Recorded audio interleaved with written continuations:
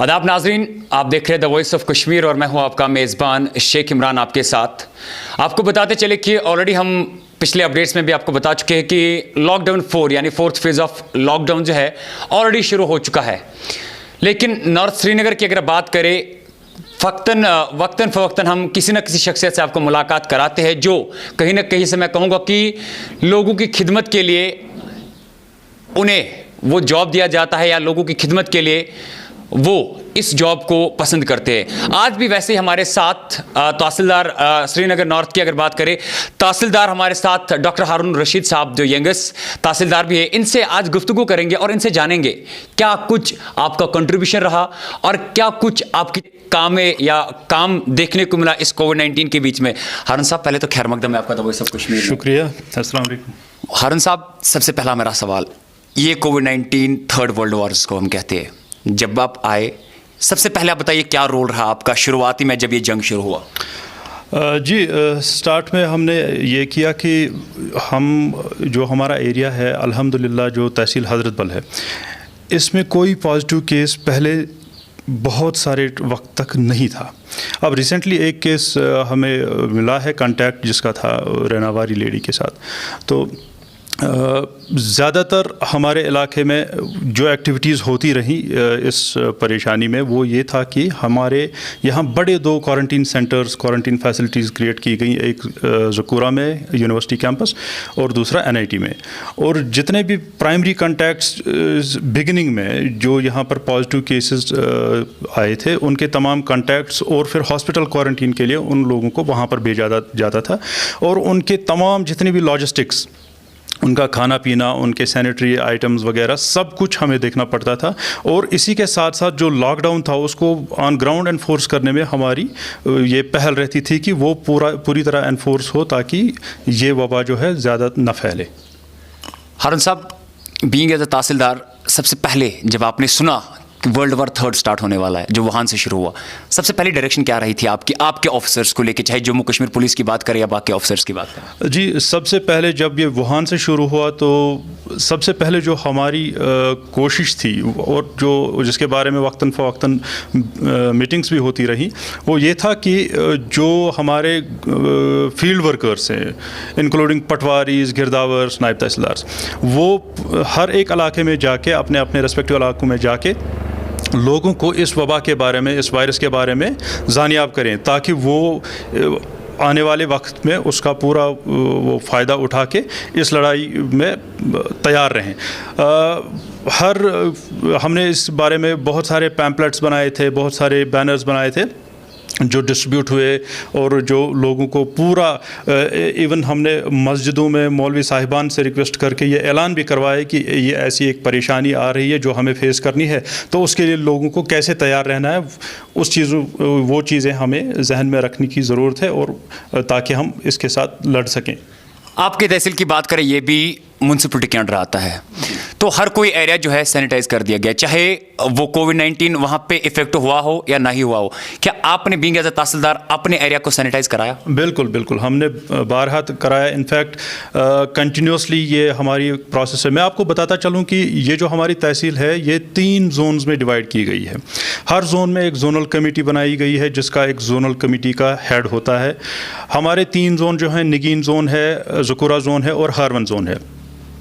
हर एक zonal committee में जो ऑल लाइन डिपार्टमेंट्स हैं, including revenue, including health, including municipal corporation, CAPD, जो भी इंपॉर्टेंट डिपार्टमेंट्स हैं एसेंशियल सर्विसेज के, उनके रिप्रेजेंटेटिव्स होते हैं और ये कंटिन्यूसली मॉनिटर की जाती है DC ऑफिस से। DC की तरफ से कोशिश रही हमेशा कि श्रीनगर की अगर बात करें, रिस्ट्रिक्शंस जो है, लॉकडाउन जो है उसको मजबूत बनाया जाए। आपकी तरफ से क्या कोशिश रही? किस हद तक आपने अपने एरिया को लॉकडाउन जो है मजबूत बनाने में कंट्रीब्यूट किया? जी, कंटिन्यूसली हमारे SDPO और हमारे जो SHO साहिबान हैं उनके साथ, और ख़ासकर जो हमारे ये जोनल कमिटीज़ बनाई गई हैं, वो कंटिन्यूसली ऑन राउंड होती हैं कि लॉकडाउन की एनफोर्समेंट पूरी तरह हो और किसी किस्म की कोताही इसमें न बरती जाए। तो अल्हम्दुलिल्लाह हम बहुत हद तक कामयाब हुए क्योंकि हमारी तहसील अभी तक इस वबा से अल्हम्दुलिल्लाह ठीक ठाक है, पाक है। लॉकडाउन 4 चल रहा है। फर्स्ट सेशन में, फर्स्ट फेज़ में तहसीलदार DC की तरफ से फूड या मैं कहूँगा एसेंशियल चीज़ें जो है प्रोवाइड कर दी गई उन लोगों में जिनकी नीड थी, जो दिन में काम आते थे, शाम को खाते थे। अब जाके लॉकडाउन 4 पहुंचा है। मैं नॉन लोकल लेबर्स की अगर हम बात करें, कल भी हम एक एरिया में थे जहां पे उन्होंने कहा कि फर्स्ट सेशन में हमें थोड़ा सा कंट्रीब्यूशन मिला तहसीलदार की तरफ से। आपकी तरफ से क्या देखने को मिला आपके अपने एरिया में? देखिए, इसमें 2-3 चीज़ें देखने की ज़रूरत है। पहली चीज़ ये कि जो हमारे लोकल्स हैं, नीडी पीपल जो थे, उन तक हमने वो राशन किट्स पहुंचाई जो हमें मोहल्ला कमेटीज़ के ज़रिए मौसूल हुई इतला कि ये लोग इस वक्त ज़बरदस्त नीड में हैं, तो हमने उनको पहुंचे। जो लोकल्स की बात है। जहाँ तक नॉन लोकल्स की बात है, उसमें यह है कि जब हमारे फील्ड ऑफिशल्स ये उनका डेटाबेस जमा करने गए कि कितने लोग हैं हमें जिनके लिए खाने पीने की ज़रूरत है और जिसका इंतज़ाम करना है, तो क्या हुआ कि पहले कुछ लोग छुप गए इस डर से कि कहीं हमें वापस न भेज दें अपनी रियासतों में। फिर जो डाटाबेस हमारा जनरेट हुआ, आज की डेट में हमारे पास 856 नॉन लोकल लेबरर्स हैं जिनका डाटाबेस हमारे पास अवेलेबल है, और उनको हमने रसद पहुंचाई जो गवर्नमेंट की तरफ से 2 बार ये मुहैया की गई, तो हमने उन तक वो पहुंचा दिए। एक बार डीसी की तरफ से भी 5,000, और उन्होंने कहा था कि 30,000 फैमिलीज़ को एकोमोडेट करना है, जिसमें उन्होंने 5,000 से लेकर 8,000 तक फूड किट्स बनाए। क्या आपकी तहसील को मिले वो? बिल्कुल मिले, और हमने वो पूरी डिस्ट्रीब्यूट भी कर दिए। अब देखें, ये थोड़ा इसमें ये देखने की ज़रूरत है कि जो फूड पैकेट्स डिस्ट्रीब्यूट किए गए वो उनको दिए गए जो मोस्ट नीडी थे, जिनके घर में कुछ नहीं था। अब बहुत सारे ऐसे लोग हैं जिनके पास राशन टिकट नहीं है, बहुत सारे ऐसे लोग हैं जिनके पास बीपीएल और ये एवाई राशन टिकट हैं, जो जिसको कहा जाता है आम लैंग्वेज में बीपीएल हैं। तो उनकी तादाद बहुत ज़्यादा है, और इसीलिए उनको दिए गए वो किट्स जो मोस्ट नीडी थे, चाहे वो इर्रेस्पेक्टिव ऑफ कैटेगरी की वो बीपीएल है, एवाई है, या वो लोग हैं जिनके पास राशन टिकट नहीं है। कैसे आपने वेरीफाई किया कि ये इस फूड किट को डिजर्व करते हैं? ये मोहल्ला कमेटी को हम ऑन बोर्ड लेते थे, हमारे नंबरदार, चौकीदार और हमारे पटवारी, वो सारे ऑन बोर्ड होते थे। फिर वो डिसाइड करते थे घर में जाके कि किसको ये मिलना चाहिए। और एक चीज़ समझना चाहूँगा आपसे, आप भी जानते हैं कि फूड डिपार्टमेंट की अगर बात करें, ऑलमोस्ट उनके लिए मुसीबतें खड़ी होगी ये इंस्पेक्शंस करना, क्योंकि मार्केट ओवरऑल अगर लॉकडाउन की बात करें 3 महीनों से, लेकिन कश्मीर की अगर बात करें almost after the abrogation of article तब से कश्मीर बंद ही पड़ा है। तो अभी की अगर बात करें, दुकानदारों की अगर बात करें, रिटेलर्स की अगर बात पड़े, एक्सपायर माल दुकानों में पड़े हैं। खुद मैंने देखा कि दुकानदार डरता नहीं है एक्सपायर माल बेचने से। तो इन सब चीज़ों में बीइंग एज ए तहसीलदार आप क्या करेंगे? देखिए, सबसे पहली बात यह कि आज की डेट में किसी को बिना परमिशन दुकान खोलने की इजाज़त है नहीं।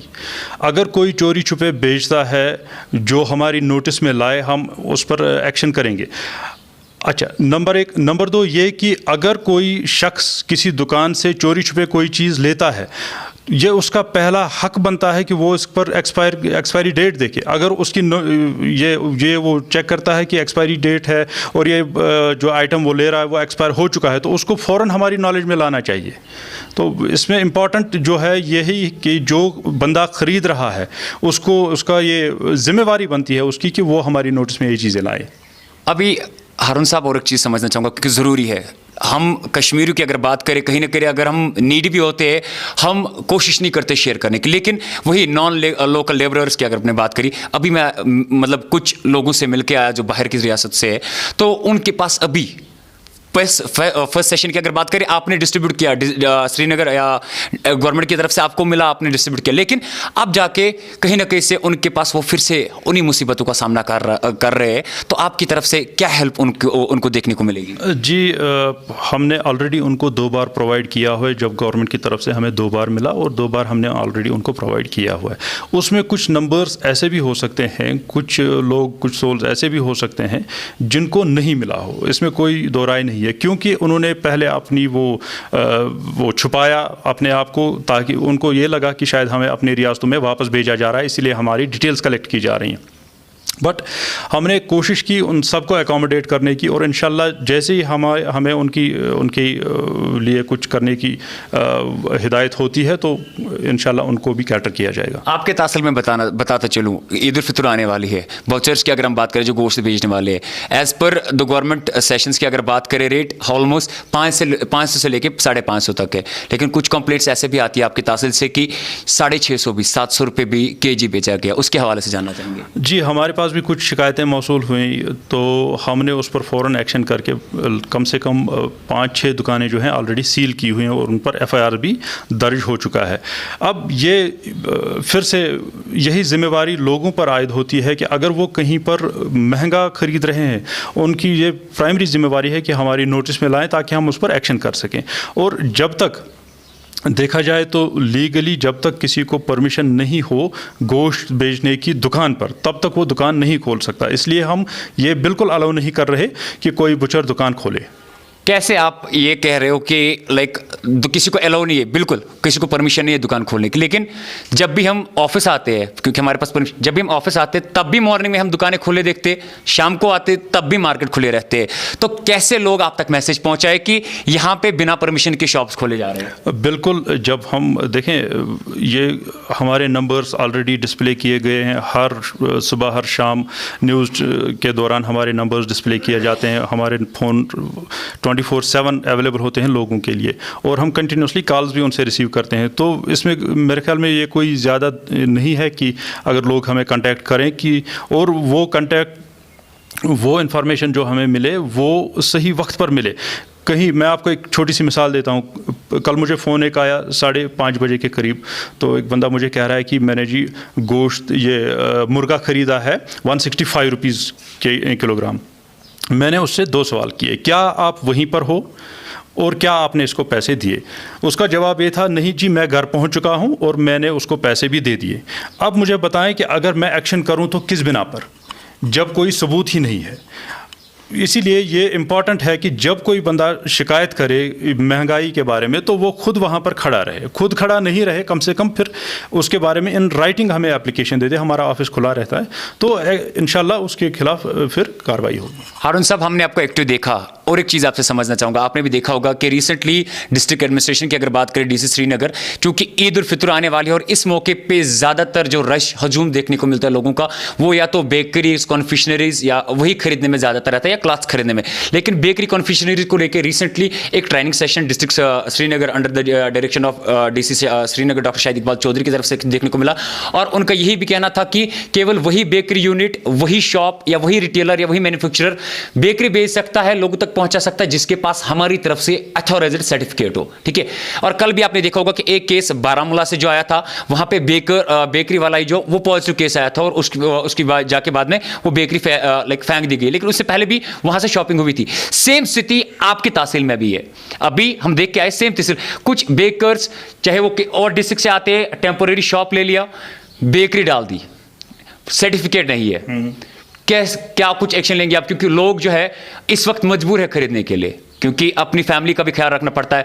तो आपकी तरफ से क्या कोई इंस्पेक्शन देखने को मिला अभी तक? जी जी, देखें, इसमें फिर से मैं वही कहूँगा, हमारी जो इस वक्त प्राइमरी रिस्पॉन्सिबिलिटी है वो क्वारंटीन सेंटर्स के बारे में है, क्योंकि हमारे इस वक्त कम से कम 300-350 लोग पेशेंट्स इस वक्त हमारे क्वारंटीन सेंटर्स में हैं और कंटिन्यूसली आ रहे हैं, और जो ठीक होकर डिस्चार्ज भी हो रहे हैं। इसमें फिर से जोनल कमिटीज़ का रोल आता है। जोनल कमिटीज़ का यही रोल है कि वो अपने इलाके में कंटिन्यूसली, क्योंकि SHO उनके साथ होता है, कंटिन्यूसली वो मॉनिटरिंग पर रहते हैं, ये क्या बोलते हैं इसको, कंटिन्यूसली रोम अराउंड करते हैं, ताकि ये देखते ये चीज़ें साफ़ हों कि कहीं पर ऐसा तो नहीं हो रहा। और उसके बावजूद अगर उनकी नोटिस में भी नहीं आ रहा, एक हमारा यहाँ पर तहसीलदार है, पूरे इलाके में बहुत बड़ा इलाका है, कम से कम जहाँ पर भी ऐसी एक्टिविटी लोगों को देखने को मिले तो कंटिन्यूसली वो हमें फ़ोन करें। इसमें कोई ये दो राय नहीं है कि वो हो सकता है किसी जगह ऐसा हो, लेकिन आपने मेरी नोटिस में लाया, आपके सिवा किसी ने ऐसी बात नहीं की। मैं आपको यहाँ पर इस मार्केट की एग्जांपल दे देता हूँ। इस मार्केट में कम से कम 5 से 8 बेकरी शॉप्स हैं। आप देखें कोई शॉप खुली नहीं है, कंटिन्यूसली क्लोज रहते हैं।